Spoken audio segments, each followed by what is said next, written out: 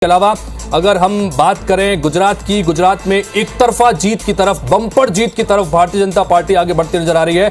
करीब करीब 150 सीट के आसपास आंकड़ा पहुंचता नजर आ रहा है। कुल मिलाकर 182 सीटों के रुझान हमारे पास आ चुके हैं। हिमाचल प्रदेश पर सबकी निगाहें टिकी हुई, चूंकि हिमाचल प्रदेश में जिस तरह से एग्जिट पोल में भी यह अनुमान लगाया जा रहा था कि कांटे की टक्कर देखने को मिलेगी, कमोबेश वही स्थिति यहां पर इस पर देखने को मिल रही है। 68 की 68 सीटों का रुझान आ चुका है। भारतीय जनता पार्टी 31-32, इस वक्त 32 हो गए हैं, आगे चल रही है। कांग्रेस पार्टी यहां पर 33 सीटों पर अपनी बढ़त बनाए हुए हैं और लगातार ये फिगर जो है ऊपर नीचे हो रहा है, यानी कि निगाहें हिमाचल प्रदेश पर टिकी हुई है। और साथ ही भानु प्रतापपुर के नतीजे भी आपको, रुझान भी आपको लगातार दिखा रहे हैं। इस बीच हमारे साथ में बातचीत करने के लिए 4 खास मेहमान जुड़ गए हैं। भारतीय जनता पार्टी की तरफ से पूर्व मंत्री केदार कश्यप जी जुड़ रहे हैं। केदार जी, बहुत बहुत स्वागत है आपका। कांग्रेस पार्टी की तरफ से वरिष्ठ नेता सुरेंद्र शर्मा जी जुड़ रहे हैं। सुरेंद्र जी, बहुत बहुत स्वागत है आपका। साथ ही मध्य प्रदेश से भी स्वदेश शर्मा जी कांग्रेस पार्टी के प्रवक्ता हैं। स्वदेश जी, बहुत बहुत स्वागत है आपका। और नरेंद्र शिवाजी पटेल, जो कि भारतीय जनता पार्टी के सह प्रभारी हैं, मीडिया प्रभारी हैं, आपका भी बहुत बहुत स्वागत नरेंद्र जी। सबसे पहले केदार जी, आपसे शुरुआत करना चाहेंगे। दावे बहुत थे भारतीय जनता पार्टी की तरफ से कि हम एक तरफा जीत यहां पर दर्ज कर रहे हैं, पूरी ताकत झोंक दी गई थी। 3 राउंड के बाद जो अब तक स्थितियां निकल के आ रही हैं, ब्रह्मानंद नेताम तीसरे स्थान पर हैं। केदार कश्यप जी, क्या कहेंगे? देखिए, जो अभी शुरुआती जो रुझान आए हैं वो दुर्गकोंदल ब्लॉक का है। दुर्गकोंदल क्योंकि नक्सल प्रभावित क्षेत्र है और वहां पर हमको भी मालूम था कि वहां पर प्रथम दृष्टि से हमको दूसरे तीसरे राउंड तक हम पीछे रहेंगे, लेकिन जैसे जैसे कहते हैं बाकी के कहते हैं राउंड कंप्लीट होगी, वैसे वैसे भारतीय जनता पार्टी वहां पर लीड करेगी। भानु प्रतापपुर हो चाहे चारामा ब्लॉक हो, इन ब्लॉकों में लगातार लीड होगा, ये हमें विश्वास है। तो दुर्गकोंदल में अगर नक्सल प्रभावित इलाका है, तो जानना चाहेंगे आपसे कि नक्सल प्रभावित इलाके में अगर इस तरह का रुझान आ रहा है, जैसा कि आप बता रहे हैं कि चूंकि शुरुआती काउंटिंग जो है वो दुर्गकोंदल इलाके से चल रही है, तो इसके पीछे क्या वजह मानते हैं? नक्सल प्रभावित इलाकों में क्या भारतीय जनता पार्टी विश्वास पुनः कायम करने में नाकाम रह रही है?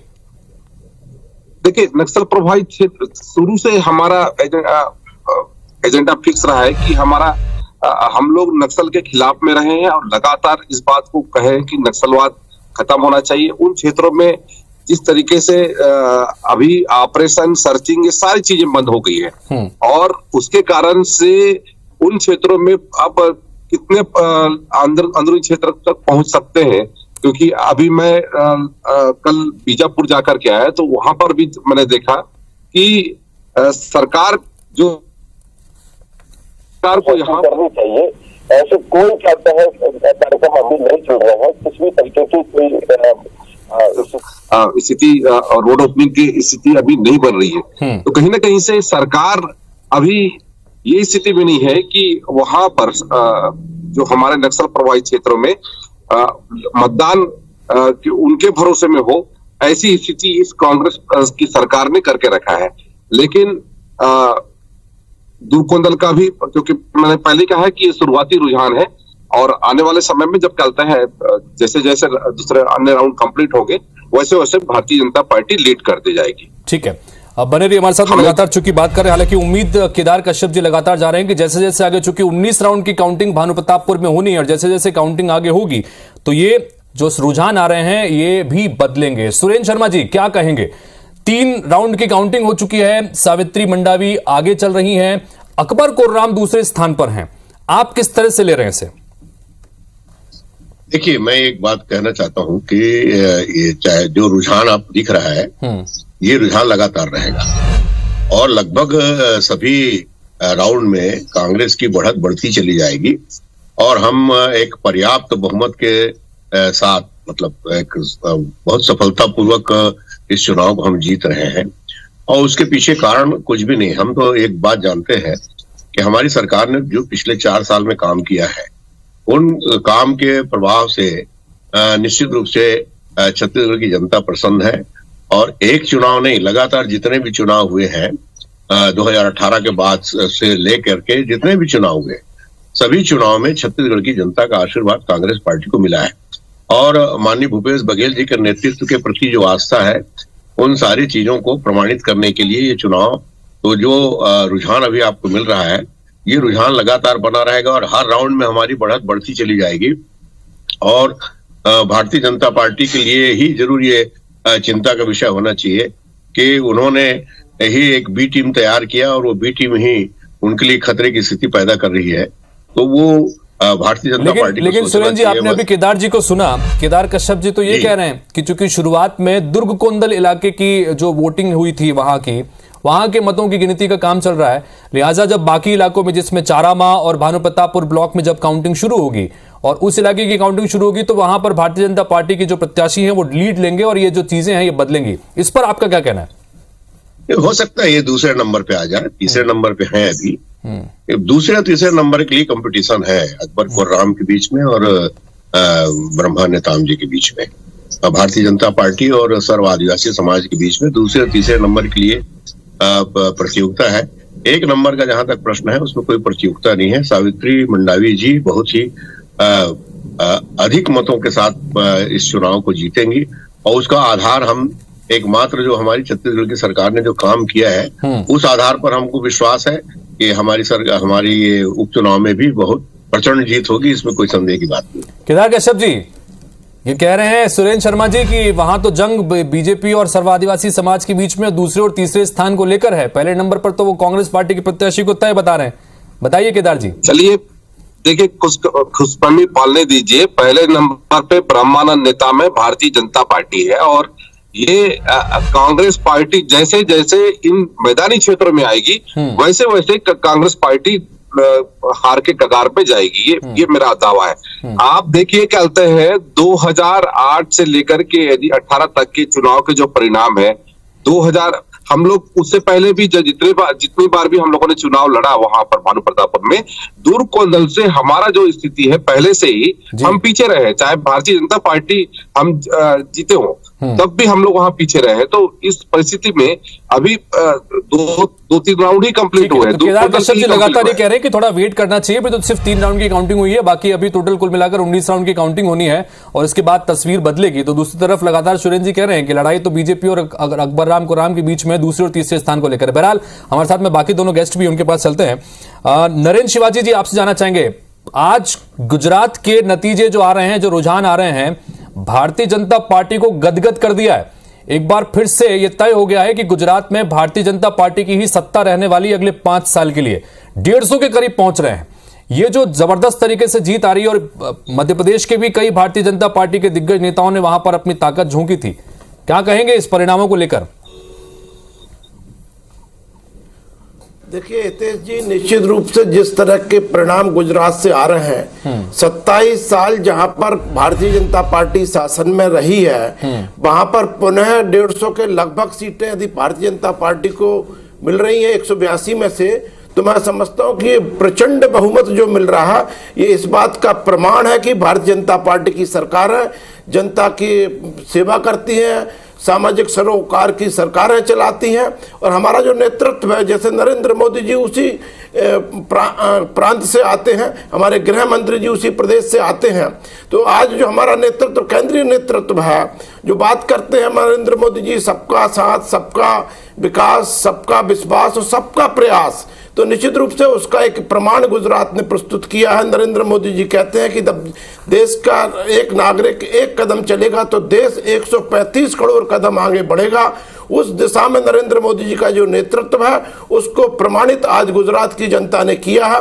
27 साल शासन करने के बाद में यदि गुजरात की जनता पुनः भारतीय जनता पार्टी को चुन रही है, ये इस बात को प्रमाणित करता है कि गुजरात की जनता भारतीय जनता पार्टी की सरकारों से संतुष्ट है, भारतीय जनता पार्टी की सरकारों की ईमानदारी से संतुष्ट है, भारतीय जनता पार्टी के प्रयासों से संतुष्ट है और जो गुजरात का विकास हो रहा है, जो गुजरात मॉडल की बात हम करते हैं, मेरे को भी सौभाग्य मिला था इस चुनाव के दौरान में गुजरात का प्रवास करने का, तो मैंने देखा है कि गुजरात में किस तरह से गांव-गांव नरेंद्र शिवाजी जी, आप बोल रहे हैं कि गुजरात मॉडल था जिसका पूरे देश भर में भारतीय जनता पार्टी चर्चा करती है और उस गुजरात मॉडल पर जनता ने विश्वास जताया, भरोसा जताया। एक और राज्य है हिमाचल प्रदेश, वहां पर भी आज काउंटिंग चल रही है और बड़े कांटे की टक्कर देखने को मिल रही है और अभी तक के रुझान में थोड़ी सी लीड बनाई हुई है कांग्रेस पार्टी ने और ये लीड कभी बढ़ जाती है कभी कम हो जाती है, लेकिन ये कम नहीं हो रही है। तो यहां पर क्या कहेंगे? जिस गुजरात मॉडल का आप जिक्र कर रहे हैं, हिमाचल प्रदेश में चूंकि भूपेश बघेल यहां पर सीनियर ऑब्जर्वर थे कांग्रेस की तरफ से, वो ये लगातार कहते रहे कि छत्तीसगढ़ का जो मॉडल है उसके आधार पर वो काम करते थे। इस पर क्या कहेंगे सर? ना देखिए हितेश जी, आपने स्वयं ने भी हिमाचल के बारे में जो कई शब्द कहे, मैं उससे सहमत हूं, लेकिन कांग्रेस की लीड घटी भी है। अभी कुछ क्षणों पहले ही भारतीय जनता पार्टी ऊपर दिख रही थी, कांग्रेस नीचे दिख रही थी। कुछ क्षणों पहले आपके टीवी चैनल पे ये लगातार हो रहा है। देखिए हिमाचल का एक रिवाज था कि प्रत्येक 5 साल में वहां पर सरकार बदल जाती थी, लेकिन इस बार हिमाचल में भी रिवाज बदल रहा है और रिवाज की बजाय भारतीय जनता पार्टी का राज वहां पर पुनः आने की दिशा में आगे बढ़ रहा है। अब कांटे की टक्कर है, देखिए अंतिम परिणाम क्या होते हैं। मेरे को पूरा विश्वास है कि हिमाचल प्रदेश में भारतीय जनता पार्टी की सरकार, स्वदेश जी, रवायत रही है हिमाचल प्रदेश की, कांटे की टक्कर दे रही है। ये भी इस बात का रवायत रही है मध्य हिमाचल प्रदेश की लगातार कि वो 5 साल बाद वहां पर सत्ता परिवर्तन होता है।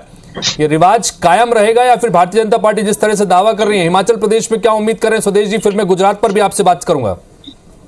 देखिए हिमाचल प्रदेश में जिस तरह से महंगाई और बेरोजगारी के मुद्दों को उठाया था, कांग्रेस और जनता के बीच के मुद्दे जितने थे उठाए थे, उन मुद्दों के साथ जन समर्थन अपार था। और जैसा कि आपने कहा कि वो भूपेश बघेल जी का मॉडल, तो निश्चित रूप से छत्तीसगढ़ में जिस तरह से विकास की आंधी चली है और छत्तीसगढ़ का मॉडल पूरे देश में उसी तरह काम कर रहा है।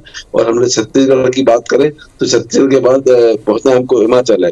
हिमाचल में जब हम देख रहे थे कैंपेनिंग के दौरान तो स्थिति ये थी कि अंतर बहुत ज्यादा होना चाहिए। अभी तो ये रुझान है, पूरा नहीं कह सकते। हमको ये भरोसा है कि वहां बड़े प्रचंड बहुमत से कांग्रेस की सरकार बनेगी।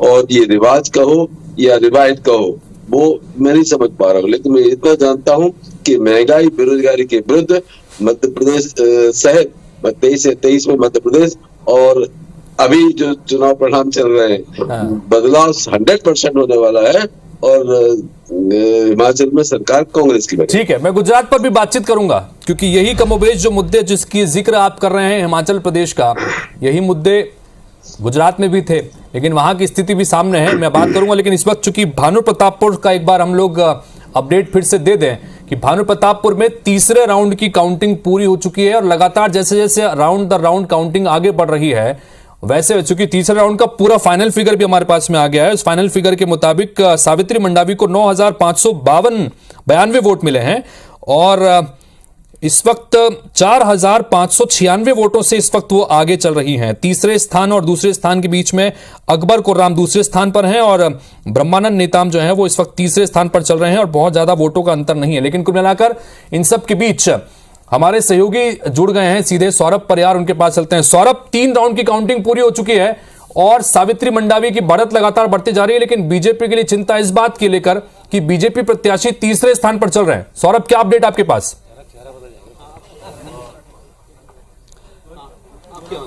बिल्कुल, देखिए हितेश, कुछ देर पहले ही तीसरे चरण की काउंटिंग पूरी हुई है और जिसके अनुसार कांग्रेस की प्रत्याशी हैं वो आगे चल रही है और लगभग 4500 से ज्यादा वोटों से। तो 3 राउंड में अगर देखें तो कहीं ना कहीं 1500 वो एक ट्रेंड देखने को मिल रहा है और लगभग जो है 19 दौर की काउंटिंग होनी है, चरण की काउंटिंग होनी है। तो अगर यही स्थिति चलती रही तो जीत लगभग 15 से 20 हजार या बढ़त जो कहें वो हो सकती है। फिलहाल अभी तो 16 दौर की काउंटिंग बाकी है, लेकिन जो ट्रेंड अभी चल रहा है वो देखें तो यही लगता है। लेकिन सबसे चिंताजनक बात जो है भाजपा प्रत्याशी के लिए, जहां भाजपा दावे कर रही थी कि हम जो है जीत करेंगे और पहले राउंड से ही जो है बढ़त बनाएंगे, लेकिन पहले राउंड से ही भाजपा जो है पीछे चल रही है और अभी तीसरे नंबर पर पहुंच गई है। जबकि जो निर्दलीय प्रत्याशी है अकबर कुर्राम, वो जो है दूसरे नंबर पर पहुंचे हुए। और अगर डिफरेंस देखें दूसरे और तीसरे नंबर का तो भाजपा प्रत्याशी को तो कुल अभी तक 9,592 वोट मिले हैं, लेकिन कांग्रेस प्रत्याशी को, लेकिन भाजपा प्रत्याशी को देखा तो 4,359 और निर्दलीय प्रत्याशी को 4,996, अर्थात जो 600 के लगभग वोट का डिफरेंस है निर्दलीय और भाजपा प्रत्याशी के बीच। तो सबसे बड़ी चीज ये है कि सेकंड नंबर पर कौन आ रहा है, क्योंकि इससे पहले कि बार-बार ये बातें कही जा रही थी कि जो आरक्षण का मुद्दा है, आदिवासियों का मुद्दा है, वो किस ओर जा रहा है। तो अभी ये ट्रेंड यही देखने को मिल रहा है कि जो आदिवासियों का वोट है वो कहीं ना कहीं अकबर कुर्राम को गया है, जो निर्दलीय प्रत्याशी थे, और कहीं ना कहीं आदिवासियों ने जो है उसको सपोर्ट किया था। मेरे साथ जो है हमारे संवाददाता जो है कांकेर के अमित चौबे जी है। चौबे जी, सबसे पहले तो ये बताइए कि 3 दौर की काउंटिंग हुई है, ये तीनों जो ईवीएम है वो किस क्षेत्र के हैं? देखिए, ये दुर्ग क्षेत्र की जो ईवीएम साइड की एरिया में कोड़े कुर्सी इस साइड की जो नक्सल प्रभावित एरिया है, वहाँ की ये ईवीएम खुली हैं और निश्चित तौर पे इसमें आज क्योंकि जिस प्रकार से आदिवासी समाज सामने आया था, सर्ववादी समाज ने अपना एक प्रत्याशी खड़ा किया था तो उनको वोट मिलने था, पर कांग्रेस ने जो आरक्षण की। चलिए सौरभ, आपसे अपडेट लेते रहेंगे आगे भी, चूंकि हमारे साथ में मेहमान बने हुए उनसे भी चर्चा करते हैं। सुदेश शर्मा जी, हम चूंकि बात कर रहे थे आपसे जब मैं सौरभ के पास गया उसके पहले, आपने हिमाचल प्रदेश को लेकर कहा कि बड़ा अच्छा रुझान वहां से आ रहा है और सब चीजें। गुजरात में क्या हो गया? जिस महंगाई का आप जिक्र कर रहे थे, जिस बेरोजगारी का आप जिक्र कर रहे थे, गुजरात में तो 25 सीट जीतने तक की स्थिति कांग्रेस के पास में नहीं रह गई। 150 सीट पर इस वक्त भारतीय जनता पार्टी आगे चल रही है। तो जो बात हिमाचल में थी वो बात आप लोग गुजरात में कन्वे नहीं कर पाए क्या? बिल्कुल, आपने सही सवाल किया है गुजरात के बारे में। तो गुजरात अभी तो कह रही है रुझान है, कुछ कहा नहीं जा सकता, लेकिन हाँ इतना जरूर कहूंगा मैं कि कांग्रेस ने बड़ी मजबूती से बड़े सशक्तिकरण साबित करके कर दिया है इस चुनाव में, और इतना जबरदस्त कर दिया है कि माननीय प्रधानमंत्री महोदय को मजबूर कर दिया है कि वो 31 रैलियां और 3 रोड शो और वोट डालने के बाद भी रोड शो किया माननीय प्रधानमंत्री महोदय ने।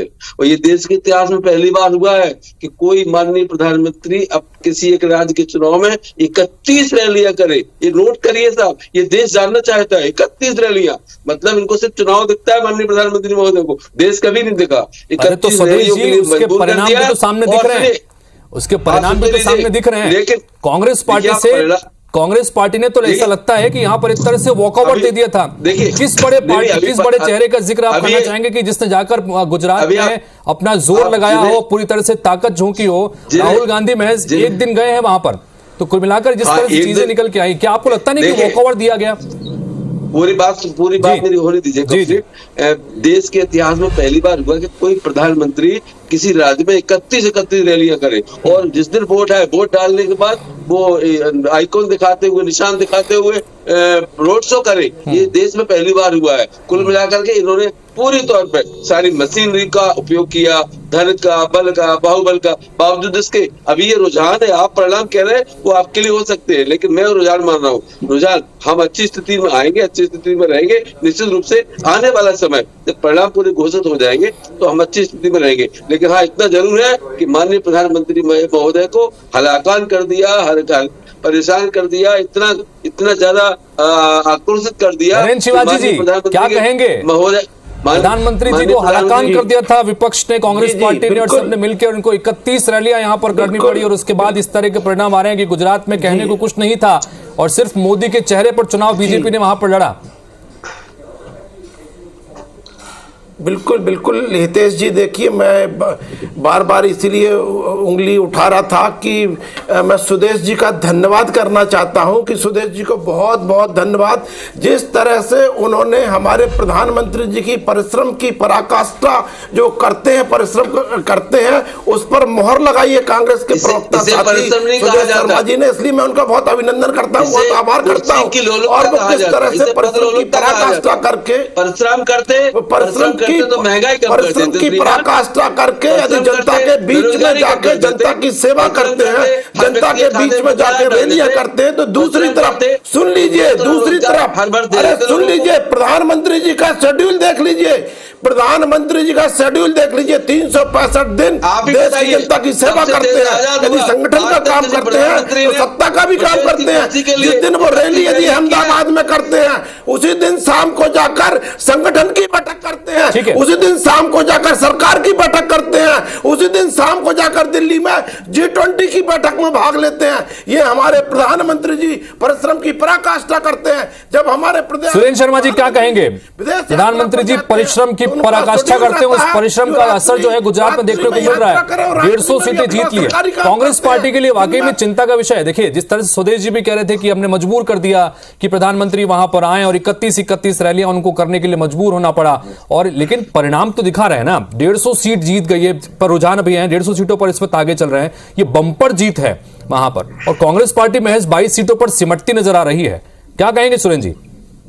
देखिए, परिश्रम तो माननीय प्रधानमंत्री जी खूब करते हैं, इसमें तो कोई संदेह की बात नहीं है। इतना ज्यादा परिश्रम करते हैं कि जब वो पहली बार बोलते हैं कि 2 करोड़ लोगों को हर साल नौकरी मिलेगी, मगर हर साल 2 करोड़ लोगों की नौकरी जा रही है। महंगाई के बारे में जिस तरह प्रधानमंत्री जी कभी कहा करते थे महंगाई डायन हो गई है, वो महंगाई आज उनके लिए डार्लिंग हो गई है। वो उससे उनको कोई आपत्ति नहीं है। किसानों की आमदनी दुगुनी करने की बात करते थे और 3 दुगुनी करने की बात करते थे और 3 नया काला कानून ले आए जिसको वापस लेना पड़ा। तो दुनिया भर की बात दरअसल ये है कि भारतीय जनता पार्टी अंततः विकास के मुद्दे पर चुनाव नहीं लड़ती है। अभी मोरवी का पुल गिरा, उसके संबंध में कोई बात हुई नहीं, और अंततः बात आ जाती है हिंदू मुसलमान पे, हिंदू तो खतरे में है, राष्ट्रवाद है, अमका है ढमका है, तो निश्चित रूप से इनका भी प्रभाव पड़ता है, मगर ये क्षणिक प्रभाव है। और परिश्रम का तात्पर्य ये है कि देश के प्रधानमंत्री परिश्रम करते तो देश को उन्नति करना चाहिए, देश को आगे बढ़ना चाहिए। उन्होंने ले दे के 2 योजना लागू की है। एक नोटबंदी लागू किया जिसका फायदा आज तक बता नहीं पाए, उसके आधार पर वोट मांगना चाहिए ना। ठीक है, उसके आधार पर तो वोट नहीं मांगते। दूसरा, उन्होंने जीएसटी लागू किया, जीएसटी देश को कितना फायदा हुआ ये बताना चाहिए। पूरे तमाम उपक्रम को बेचा जा रहा है, उसके बावजूद तो कुल मिलाकर काफी सारे मुद्दे हैं जिसको लेकर जो है लगातार कांग्रेस पार्टी बात करती रही, लेकिन वो मैसेज कम से कम गुजरात की जनता के बीच में तो कन्वे नहीं हुआ। मैं आ रहा हूं आपके पास में, नरेंद्र जी आपके पास में आ रहा हूं मैं। हमारे साथ में चूंकि इस वक्त वरिष्ठ पत्रकार मनीष गुप्ता जी जुड़ गए हैं जगदलपुर से, उनके पास चलते हैं। जी केदार जी आपके पास भी आता हूं, पहले मनीष गुप्ता जी को चर्चा में शामिल कर लेते हैं। मनीष गुप्ता जी, जानना चाहेंगे आपसे कि अभी तक के जो रुझान है, भानुप्रतापपुर विधानसभा उपचुनाव के 3 राउंड की काउंटिंग हो चुकी है, कांग्रेस पार्टी की उम्मीदवार ने अच्छी खासी बढ़त बना ली है, लेकिन सबसे बड़ी बात यह है कि भारतीय जनता पार्टी का उम्मीदवार यहां पर तीसरे स्थान पर चल रहा है, अकबर कुर्राम दूसरे स्थान पर चल रहे हैं। आपका अपना आकलन अभी तक के इन रुझानों को लेकर क्या कहता है?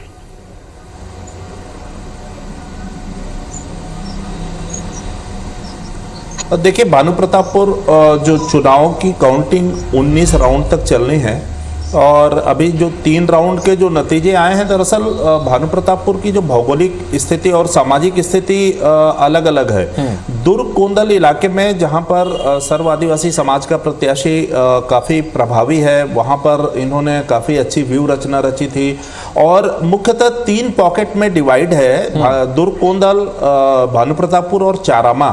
तो जिस प्रकार से सर्व आदिवासी समाज यहाँ पर पहली बार जो है वो आरक्षण के मुद्दे पर लामबंद होकर के कहीं ना कहीं भाजपा और कांग्रेस दोनों को चुनौती दे रहा है, और जिस ढंग से छत्तीसगढ़ की राजनीति करवट ले रही है, मुझे लगता है ये पहला अवसर है, खासकर बस्तर इलाके में, कि जब कोई समाज का प्रतिनिधि जो है या समाज एकजुट होकर के दोनों राजनीतिक दलों के खिलाफ गया है, तो ये देखना दिलचस्प होगा। और मुझे लगता है अभी ये प्रारंभिक रुझान है, आगे अभी और देखना होगा। निश्चित रूप से जिस प्रकार से कांग्रेस की सत्ता है और जिस ढंग से भावनात्मक रूप से ये चुनाव लड़ा गया है, मनोज मंडावी की पत्नी को कांग्रेस ने प्रत्याशी बनाया है, तो कहीं ना कहीं इमोशनल वोट जो है, इमोशनल कनेक्टिविटी क्षेत्र के साथ में और मतदाताओं के साथ में रही है।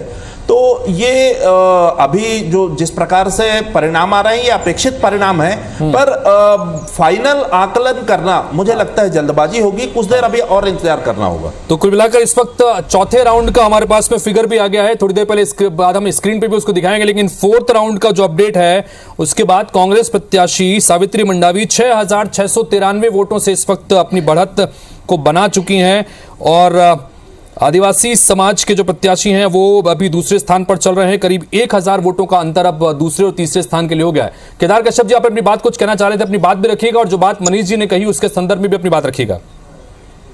देखिए, मैंने पहले ही कहा कि दुर्ग कोंदल ब्लॉक का अभी कहते हैं काउंटिंग चल रहा है, और ये अभी हमारे माननीय सुरेंद्र शर्मा जी बड़ी बड़ी बातें कह रहे थे कि हम विकास के दम पर चुनाव लड़ रहे हैं। यहाँ पर भानुप्रतापपुर में जिस तरीके से आप लोगों ने एक आदिवासी समाज के हमारे प्रत्याशी की चरित्र हत्या करने की कोशिश की, आपने एक भी योजना बताया क्या कि कहते हैं हमारे कहते हैं भानुप्रतापपुर में कौन सी योजना आपने लागू किया, कौन सा कार्यक्रम के तहत में? केवल चरित्र हत्या करने का काम किया। और दूसरा बात, हमारे आदिवासी समाज को आपने नसीहत देने का काम किया कि आदिवासी समाज अपने हद में रहे और वो चुनाव न लड़े, उसको सामाजिक कार्यों में ही भाग लेना चाहिए। ये इनकी ये ज्ञान बांटते फिर रहे थे। और ये बात करते हैं हमारे देश के प्रधानमंत्री माननीय नरेंद्र मोदी जी के बारे में। नरेंद्र मोदी जी जो आज देश की स्थिति आज पूरे अंतर्राष्ट्रीय स्तर पर जो अपना स्थान राजस्थान बनाया है, आप तो यहाँ पर केंद्र की जितनी योजना है उस योजना को लागू नहीं कर पा रहे। आप प्रधानमंत्री आवास जो हमारे कहते गरीब तबके के लिए बनना था, उन गरीब आवासों को आप लोगों ने छीनने का काम किया है। आयुष्मान भारत योजना के लिए आप लोगों ने कहा था कि हम इसको बंद करा करके यूनिवर्सल हेल्थ स्कीम लाएंगे, लेकिन आज पूरा प्रदेश जिस तरीके से तो हमारे लोग मारे जा रहे हैं। केदार कश्यप जी, इन सब के बीच ये जो आप तमाम मुद्दे उठा रहे हैं, लगातार भारतीय जनता पार्टी के तमाम दिग्गज, आप भी लगातार वहां पर बने हुए थे, भानु प्रतापपुर के एक एक कोने तक आप लोग पहुंचे, कि गली पे जाकर प्रदर्शन आपने किया, लगातार प्रचार किया। क्या जिस तरह के गंभीर आरोप आपकी प्रत्याशी के ऊपर लगे, उसके उन आरोपों की वजह से इस पूरे चुनाव अभियान को डेंट पहुंचा, नुकसान पहुंचा, क्या आप इस बात को स्वीकार करते हैं या किस तरह से लेते हैं उसको? नहीं, देखिए, इसमें हमारे प्रत्याशी को कोई किसी भी तरीके से कोई डेंट नहीं पहुंचा। और ये इन लोगों ने किस तरीके से रणनीति अपनाई थी, आप सोचिए कि मतदान के दिन 2 बजे जब कहते हैं ईवीएम मशीन कहते हैं हम सील होना होता है, उस दिन कैसे कार्यकर्ताओं का मन को भटकाने की कोशिश, उस दिन इन्होंने ये कहा कि कहते हैं हमारे प्रत्याशी को गिरफ्तार कर लिया गया, और ताकि ये कहते हैं वहां पर गड़बड़ी कर सके मतदान बूथ में जाकर के। तो ये इस तरीके की कोशिश करने वाले लोग आज एक दर्द स्टेप बाय स्टेप ये लोग बैकफुट पे रहे। इन लोग का इतनी हिम्मत नहीं थी, ये केवल कहते हैं झारखंड की पुलिस को ला करके हमारे प्रत्याशी को परेशान करने की कोशिश कर रहे थे, लेकिन हमारे प्रत्याशी लगातार जनसंपर्क कर रहे थे। उसका जो जनाधार है वो जनाधार था, लोगों ने इस बात को भी यहाँ के, क्योंकि लोग शिक्षित वोट हैं, ये लोग सोच रहे थे कि हमारे आदिवासी समाज अनपढ़ है, जो इनके किसी से इनकी मानसिकता है कि ये लोग आगे न बढ़े, ये इनकी सोच रही है। लेकिन हमारे प्रत्याशी ने उन सारे बाधाओं को पार करते, अभी आप देखिएगा कि अभी पहले 2-3 राउंड का है, आने वाले जो राउंड है उस राउंड में भारतीय जनता पार्टी बढ़त लेगी और भारतीय जनता पार्टी यहां से विजय होकर निकलेगी, ये मैं आप चुनौती के साथ कहता हूं। जी सुरेंद्र जी, अपडेट चाहेंगे आप इस पर? जो बात यहाँ पर केदार कश्यप जी कह रहे हैं कि आगे भी काउंटिंग बाकी है, सब कुछ चीज है, और कम कई अलग अलग मुद्दों का जिक्र उन्होंने किया केदार कश्यप ने, क्योंकि ये जो चीजें थी जिसकी वजह से कई दिक्कतें यहाँ पर थी, जिसको लेकर यहाँ पर वोटिंग हुई है। केदार जी माफी सुरेंद्र जी, देखिए, सबसे पहली बात ये है कि ब्रह्मानंद नेताम जी कोई काम करे, कोई अपराध करे, कोई गलती करे, 3 साल पहले उसका FIR दर्ज हो और उसके लिए जिम्मेदार अगर हमारे कांग्रेस पार्टी को ठहरा रहे हैं तो इनकी गलती है, पहली बात। दूसरी बात, जब उनको मालूम था उनके खिलाफ FIR दर्ज है, उसका उल्लेख उन्होंने अपने शपथ पत्र में क्यों नहीं किया? क्यों निर्वाचन आयोग को और मतदाताओं को अंधेरे में रखने का काम किया? इस बात को छुपाने की आवश्यकता क्या थी? गलती करे भारतीय जनता पार्टी और ठीकरा फोड़े कांग्रेस के ऊपर। भाई, झारखंड की पुलिस को हमने तो नहीं बुलाया था, झारखंड की पुलिस को जैसे संज्ञान में आया उन्होंने अपनी हरकत की, अब वो समय समय पे करती है। अब अगर हम कहें कि भारतीय जनता पार्टी तो जगह जगह ED का इस्तेमाल करती है, जगह जगह CBI का इस्तेमाल करती है, जहां विपक्ष के लोग हैं उनको डराने का प्रयास करती है, उनको भयभीत करने का प्रयास करती है, तो क्या कहेंगे ये? तो दरअसल में भारतीय जनता पार्टी को इस मुगालते में रहना नहीं चाहिए। और मैं तो कह रहा हूं कि जिस व्यक्ति के ऊपर इतना गंभीर आरोप है, भारतीय जनता पार्टी को उसकी उम्मीदवारी वापस ले लेनी चाहिए थी। ठीक है, एक महिला के साथ दुराचार के आरोप वाले व्यक्ति के साथ खड़े होना भारतीय जनता पार्टी के चरित्र को स्थापित करता है, और इसी का परिणाम है। आप देखते रहिए, ये चाहे कुछ भी बोले। मैं तो कह रहा हूं, केदार कश्यप जी से मैं आग्रह करता हूं, आप इसको सेमीफाइनल मानते हैं? आप इस बात को मानते हैं कि भानु प्रतापपुर का जो निर्णय है वो आने वाले 2023 का निर्णय, ये बहुत महत्वपूर्ण है, इस पर बात करेंगे। मनीष गुप्ता जी भी हैं, उनके अनुभव को भी इससे भी साझा करेंगे कि चूंकि इसे सत्ता का सेमीफाइनल माना जा रहा था और यहां कोई भी परिणाम निकल के सामने आता है, और सर्व आदिवासी समाज का प्रत्याशी जिस तरह से अभी दूसरे स्थान पर चल रहा है, यही परिणामों में अगर परिलक्षित होता है तो क्या मैसेज 2023 के मुख्य चुनाव में जाएगा, इस पर भी बातचीत करेंगे। लेकिन चूंकि हमारे साथ में दोनों मेहमान मध्य प्रदेश से भी बने हुए हैं, नरेंद्र शिवाजी जी, आपसे जानना चाहेंगे कि गुजरात के विधानसभा चुनाव में जिस तरह से आम आदमी पार्टी ने भी पूरी ताकत झोंकी थी, कहीं ना कहीं ये एक तरह का मैसेज देने की कोशिश आम आदमी पार्टी की तरफ से भी थी और दूसरी तरफ से भी लगातार था कि मुख्य मुकाबला तो यहां पर आम आदमी पार्टी और बीजेपी के बीच में है। लेकिन रुझान बता रहे हैं कि बहुत बुरी तरह से मुंह की खानी पड़ी है आम आदमी पार्टी को भी। कांग्रेस पर भी आपसे बातचीत करेंगे, लेकिन गुजरात में जो जिस तरह के ये रुझान आ रहे हैं, क्या कहते हैं, क्या कहेंगे इस पर? बिल्कुल हितेश जी, मैं तो ऐसा समझता हूं कि आम आदमी पार्टी के बारे में बात करना भी प्रासंगिक नहीं है। केवल उनके जो नेता हैं वो किस तरह की दावेदारियां करते हैं कि लिख के रखिए यहाँ पर गुजरात में आपकी सरकार बन रही है। आज वो कहाँ चले गए?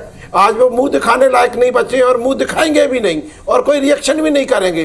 तो मैं समझता हूँ कि आम आदमी पार्टी इस तरह से गुजरात के संदर्भ में उसकी बात करना अप्रासंगिक है।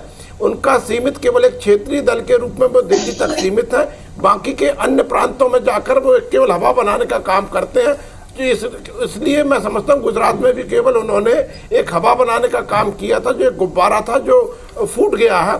जहाँ तक गुजरात के चुनाव परिणाम आपको दिखा रहे, इतनी बम्पर जीत मैं समझता हूँ गुजरात के इतिहास, स्वतंत्रता से लेकर अभी तक में सबसे बड़ी जीत गुजरात के अंदर भारतीय जनता पार्टी की होने जा रही है। स्वदेश जी, क्या ये जो आ रहे हैं ये एक तरह से अप्रत्याशित हैं? एक बात और हितेश जी, हाँ, बोलिए जी, मेरी एक बात और हो जाती जी, बोलिए कि जिस गुजरात में व्यापारियों की बड़ी संख्या है, इंडस्ट्रीज की बड़ी संख्या है, जो नोटबंदी से भी प्रभावित हुए होंगे, जो जीएसटी से भी प्रभावित होते हैं, उस गुजरात में जिसकी जनसंख्या कुल 5% है देश की और 10% से अधिक जीएसटी वो देश को देता है, उस गुजरात ने यदि भारतीय जनता पार्टी की सरकार पर मोहर लगाई है तो इस बात पे भी मोहर आई है कि जीएसटी की नीति सही है, नोटबंदी का निर्णय प्रधानमंत्री जी का सही था। कांग्रेस ये बिलाप करना अब बंद कर दे। स्वदेश जी, 15 मिनट पहले आप कह रहे थे 25 पर कांग्रेस है और जिस तरह से रुझान और आगे आएंगे तो और बेहतर स्थिति में जाएगी। 15 मिनट बाद 25 से 15 पर आ गए आप लोग, तो ये वाकई में बहुत चिंता और मंथन का वक्त है पार्टी के संदर्भ में भी। हालांकि अभी नतीजे पूरी तरह से क्लियर नहीं हुए हैं, लेकिन यही अगर नतीजों में तब्दील होते हैं तो स्वदेश जी किस तरह से लेंगे? क्योंकि एक तो बम्पर जीत है। देखिए, बम्पर जीत तो और हार तो नहीं कहा जा सकता, लेकिन हाँ इतना जरूर कहेंगे रोजाना में हम पीछे चल रहे हैं, तो इसको हम तो स्वीकार करेंगे। निश्चित रूप से स्वीकार करते करते हम ये भी कहेंगे जरूर आपसे कि भारतीय जनता पार्टी के इस समय 2 लोगों से चल रही है। एक तो माननीय प्रधानमंत्री जी, एक माननीय गृह मंत्री जी, और दोनों लोग, एक तो को तड़ीपार कहा जाता है, दूसरे को कहा जाता है ये जुमलेबाज है। तो ये जुमला मध्य प्रदेश में फेंकने की कोशिश की थी पिछले बार, राजस्थान में। सुदेश जी शब्दों को संभाल के बोलिए, सुदेश जी शब्दों को संभाल के बोलिए, सुदेश जी शब्दों को संभाल के बोलिए। माननीय गृह मंत्री के बारे में आप इस तरह के शब्द उपयोग कर रहे हैं। आपकी राष्ट्रीय अध्यक्षा भी, पूर्व राष्ट्रीय अध्यक्षा भी अभी बैल पे घूम रहे हैं, बैल पे अभी भी जमानत पे है। राहुल गांधी जी, सोनिया गांधी जी जमानत पे है।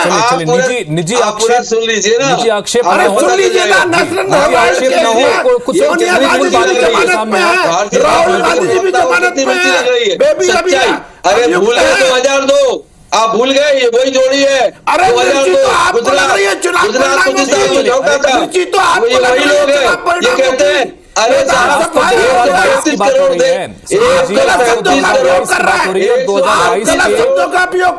परिणाम है ये 2023 में क्या प्रभाव डालेंगे, इस पर भी बातचीत करेंगे। मनीष गुप्ता जी हमारे पास हैं। चलिए, मनीष गुप्ता जी बने हुए हैं, चारों मेहमान बने हुए हैं। अब ये जो चीजें निकल के सामने आ रही हैं, ये जो रुझान निकल के सामने आ रही है, जो तस्वीर निकल के सामने आ रही है, भारतीयों के बीच में नरेंद्र जी, स्वदेश जी आ रहे हैं तमाम बातों पर। अब तो देखिए 2022 के इन परिणामों का 2023 में छत्तीसगढ़, मध्य प्रदेश, राजस्थान समेत बाकी जहां जहां पर भी चुनाव हैं, क्या असर वहां पर पड़ेगा, इस पर बातचीत करेंगे। भानुप्रतापपुर का जो नतीजा आ रहा है, यही अगर रुझान नतीजों में तब्दील होते हैं तो क्या तस्वीर आगे बनेगी, इस पर भी बातचीत करेंगे।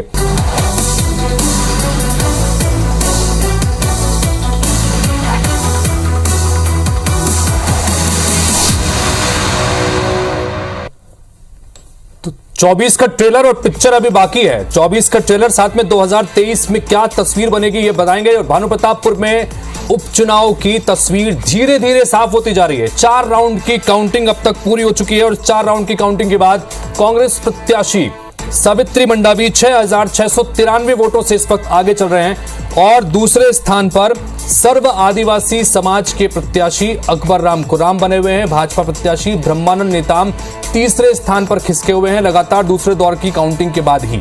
अब दुर्ग कोंदल जो इलाका है, पहले उस इलाके की वोट्स की काउंटिंग हो रही है, इसके बाद चारामा और भानु प्रतापपुर ब्लॉक, इन दोनों ब्लॉक्स के वोटर्स जो वोटिंग है वो सामने, उसकी काउंटिंग सामने आएगी और उसके बाद देखना होगा कि क्या ये ट्रेंड बदलता है या इसी तरह से सामने रहता है। बहरहाल अब तक की जो स्थिति है उसमें गुजरात में भारतीय जनता पार्टी बम्पर जीत के साथ अगले 5 साल एक बार फिर से सत्ता पर काबिज रहने जा रही है। 27 साल से वहां पर बीजेपी की सरकार थी। 156 सीटों पर इस वक्त आगे चल रहे हैं, ये बम्पर जीत है। हिमाचल प्रदेश पर इस वक्त सबकी निगाहें टिकी हुई हैं, लेकिन इस बीच कांग्रेस पार्टी ने वहां पर थोड़ी बढ़त को और बढ़ाया है। बीजेपी 29 सीटों पर है, कांग्रेस इस वक्त 34 सीटों पर आगे चल रही है। 5 जो अन्य हैं, ये 5 बहुत महत्वपूर्ण होने वाले हैं। अगर इसी तरह से परिणाम रहते हैं तो अन्य जो सीट जीत कर आएंगे ये बहुत महत्वपूर्ण रहने वाले हैं। बहरहाल चूंकि हमारे साथ में 5 मेहमान बने हुए थे, केदार कश्यप जी, इसको जानना चाहेंगे कि 2023 के संदर्भ में इसको देखें, यहां के जो परिणाम है या भानु प्रतापपुर की इस जंग को सत्ता का सेमीफाइनल माना जा रहा था, आप इसको 2023 के संदर्भ में किस तरह से देखते हैं? अगर अभी जो चीजें हैं वही इस परिणाम में तब्दील होता है तो केदार जी। देखिए, भारतीय जनता पार्टी विकास के दम पे लड़ती है, मुद्दों आधारित चुनाव लड़ती है। कांग्रेस पार्टी जिस तरीके से चुनाव भानु प्रतापपुर में चुनाव लड़ी है, वो इस बात को स्पष्ट उन्होंने कर दिया कि आने वाले जब 2023 में जो चुनाव होंगे तो कांग्रेस पार्टी विकास के दम पे चुनाव नहीं लड़ेगी, बल्कि वो चरित्र हत्या और इस तरीके से गतिविधियों करके हमारे लोगों को, हमारे प्रत्याशियों के ऊपर आरोप लगा करके ये चुनाव लड़ने वाली है। ये बात तो स्पष्ट हो गई है। और लेकिन अभी आप कहते हैं भानु प्रतापपुर के जो परिणाम अभी कहते हैं आने शेष है, क्योंकि अभी तो प्रथम दूसरे 2-3 राउंड का ही कहते हैं गिनती हुई है, 4 राउंड। और मैंने पहले ही कहा कि ये दूरकोंदल का मामला है। हमें तो अभी दूरकोंदल में तो और हमें उम्मीद थी कि कहते हैं इसमें जो स्थिति है उसके आधार पर केदार कश्यप जी लगातार उम्मीद का दामन थामे हुए हैं और वो इस बात की उम्मीद लगा रहे हैं कि जैसे जैसे काउंटिंग आगे बढ़ेगी तो ये परिणाम जो है, ये रुझान जो है वो बदलेंगे। लेकिन ये जो अंतर है वो अभी 6,693 वोटों का हो चुका है 4 राउंड की काउंटिंग के बाद। सुरेंद्र शर्मा जी, 2023 में किस तरह से देख रहे हैं इसको?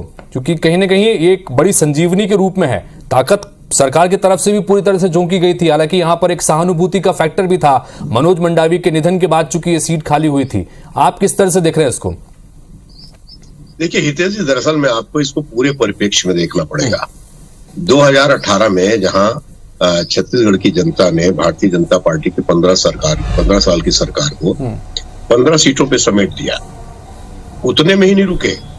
उसके बाद जितने भी चुनाव हुए, चाहे नगर निकाय के चुनाव हुए, चाहे ग्राम पंचायत के चुनाव हुए, चाहे मरवाही का चुनाव हुआ, खैरागढ़ का चुनाव हुआ, दंतेवाड़ा का चुनाव हुआ, उपचुनाव हुआ, तो सारे चुनाव में अगर सहानुभूति की लहर वाली बात होती तो अन्य जैसे अभी खैरागढ़ में जो चुनाव हुआ, तो इन सारे चुनाव में अगर देखा जाए तो लगातार छत्तीसगढ़ की जनता ने माननीय भूपेश बघेल जी के नीतियों को, कांग्रेस की योजनाओं को, कांग्रेस की जो छत्तीसगढ़ बनने के बाद पहली बार जो छत्तीसगढ़ के लोगों को, यहाँ के किसानों को जो मजबूती मिली है, यहाँ के गौ पालकों को जो मजबूती मिली है, यहाँ के मजदूरों को जो मजबूती मिली है, और इन 1 लाख करोड़ रुपया किसानों के खाते में गए, जिसके वजह से छत्तीसगढ़ का उद्योग, छत्तीसगढ़ का व्यापार, ये सब उफान पे है। हिंदुस्तान में मंदी का दौर चला, उस मंदी के दौर में भी छत्तीसगढ़ का व्यापार उद्योग फलता फूलता रहा। तो कुल मिला के अगर देखा जाए तो छत्तीसगढ़ की सरकार, थोड़ी सी मेरे पास समय की कमी है, मुझे बाकी दोनों गेस्ट से भी प्रतिक्रिया लेनी है। 5वें राउंड का इस वक्त अपडेट मेरे पास में आ गया है। भानु प्रतापपुर में 5 राउंड की काउंटिंग खत्म हो गई है और कांग्रेस प्रत्याशी इस वक्त 8,816 वोटों से आगे चल रही है। तो ये बढ़त जो है वो लगातार बढ़ती जा रही है। इस बीच नरेंद्र पटेल साहब, आपसे जानना चाहेंगे कि ये जो परिणाम है इसमें आप दोनों को शामिल कीजिए। गुजरात में तो बंपर जीत, लेकिन हिमाचल प्रदेश हाथ से फिसलता नजर आ रहा है अभी तक की स्थिति में। इसको किस तरह से देख रहे हैं 2023 के लिए आगे और 2024 के लिए भी? नरेंद्र जी। बिल्कुल देखिए हितेश जी, गुजरात के चुनाव परिणाम भारतीय जनता पार्टी के लिए नहीं, पूरे देश के लिए मैं समझता हूं कि आंख खोलने वाले हैं। 27 साल से जहां पर भारतीय जनता पार्टी राज कर रही हो, वहां पर स्वतंत्रता से लेकर अभी तक का सबसे बड़ा बहुमत भारतीय जनता पार्टी को मिलने जा रहा है। इतना बहुमत कभी भी किसी भी पार्टी को गुजरात प्रदेश में नहीं मिला था। तो ये ऐतिहासिक जीत जिसको हम कह सकते हैं, सही मायनों में जो ऐतिहासिक है, ये चुनाव परिणाम बताता है कि भारतीय जनता पार्टी का नेतृत्व, भारतीय जनता पार्टी की सरकार है, भारतीय जनता पार्टी का संगठन देश की जनता का जिस तरह से सेवा करता है उसका परिणाम है। भारतीय जनता पार्टी की जो नीतियां, ये मैसेज शायद हिमाचल प्रदेश में कन्वे नहीं हो पाया। खैर स्वदेश जी, बिल्कुल ना बिल्कुल हितेश जी, संक्षेप में भी मैं बात कर देता हूँ। वहां भी कांटे की टक्कर होना इस बात का प्रमाण है कि रिवाज बदल रहा है। ठीक है स्वदेश जी, बदल रहा है, ये प्रमाण। फाइनल कमेंट के रूप में अपनी बात रखिएगा। गुजरात में बम्पर जीत मध्य प्रदेश के लिए चुनौती, चिंता इसलिए कि मालवा का बहुत महत्वपूर्ण इलाका गुजरात से सटा हुआ है। क्या वहां के सेंटिमेंट्स यहां पर भी प्रभावित करेंगे? और जिस तरह का प्रदर्शन कांग्रेस पार्टी के लिए वहां पर है, किस तरह से देख रहे हैं? हितेश जी बिल्कुल सही कहा आपने। हिमाचल की कड़ाके की ठंड से, ठंड की वजह से अभी जो रुझान आ रहा है उससे ग्वालियर में गर्मी महसूस कर रहा हूँ मैं। और मध्य प्रदेश में आने वाले 2023 में चिंता का विषय तो भाजपा के लिए है। कांग्रेस तो बिल्कुल निश्चित रहे, नीचे से लेके तो स्वदेश जी को उम्मीद है कि हिमाचल की ठंडी हवा का असर होगा। गुजरात में जिस तरह से आंधी चली है उसका असर मध्य प्रदेश में देखने को नहीं मिलेगा। बहरहाल मनीष जी आपसे जाना चाहेंगे फाइनल कमेंट के रूप में, 2023 में किस तरह से इस पूरे बस्तर के चुनाव का जो एक महत्वपूर्ण सीट थी, इसका जो परिणाम आता है, अभी जो स्थितियां हैं, यही अगर परिणामों में तब्दील होता है, मनीष जी 2023 में किस तरह से देख रहे हैं आप समीकरणों को?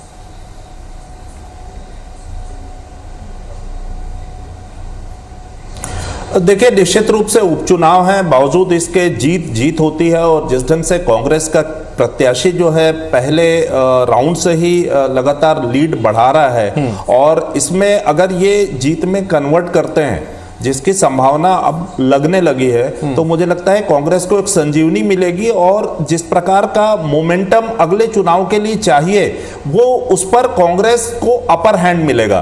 भारतीय जनता पार्टी लगातार जो है वो पिछले चुनाव के बाद से वो टेम्परामेंट नहीं बना पाई यहाँ पर। और इस मतलब जो लगातार उपचुनाव हुए हैं, उपचुनाव में भी कहीं ना कहीं भारतीय जनता पार्टी को पराजय का सामना करना पड़ा है। तो ये भानुप्रतापपुर चुनाव को भी अगर हम देखें, जिस ढंग से कांग्रेस ने अचानक एक आरोप लगा करके जिस ढंग से एक हाइप क्रिएट की। मनीष जी संक्षेप में, मनीष जी बहुत संक्षेप में जानना चाहूंगा आपसे, अकबर राम दोष के आधार पर अकबर राम अगर दूसरे स्थान पर रहते हैं, सर्व आदिवासी समाज ने अपनी मौजूदगी दर्ज कराई है, इसमें कोई दो राय नहीं। क्या आने वाले चुनाव में इसी तरह का कुछ और चीजें देखने को मिल सकती हैं?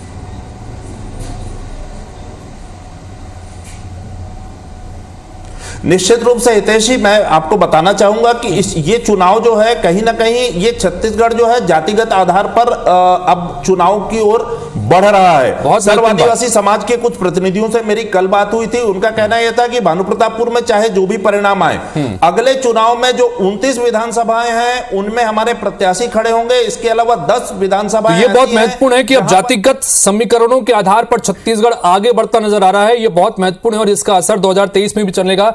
फिलहाल आप सभी मेहमानों का बहुत शुक्रिया, लेकिन हमारी ये इलेक्शन पेशकश लगातार जारी है। पैनल्स लगातार हमारे साथ में जुड़ते जाएंगे, लेकिन इस सब के बीच एक बार ब्रेक में जाने से पहले एक बार पूरा रुझान आपको दिखा दें। भानुप्रतापपुर में लगातार अभी 5वें दौर की काउंटिंग जो है पूरी हो चुकी है। कांग्रेस प्रत्याशी सावित्री मंडावी यहां पर 8,500 से ज्यादा वोटों से इस वक्त आगे चल रही हैं, 8,816 वोटों से आगे चल रही हैं। चुनौती यहां पर भारतीय जनता पार्टी के लिए इसलिए कि बीजेपी यहां पर तीसरे स्थान पर चल रही है। दूसरी तरफ हिमाचल प्रदेश में कांग्रेस थोड़ी एज में है। जादुई आंकड़ा यहां पर 35 सीटों का है और इस वक्त 34 पर कांग्रेस आगे है। बीजेपी 30 सीटों पर बढ़त बनाई हुई है। और गुजरात में बम्पर जीत, एक तरह से कह सकते हैं कि भारतीय जनता पार्टी की आंधी वहां पर चली है। 150 सीटों का आंकड़ा पार कर लिया है। ये कहां जाकर रुकेगा, इसका इंतजार रहेगा। पल पल का अपडेट IBC 24 पर लगातार जारी है। छोटे से ब्रेक के लिए रुक रहे हैं।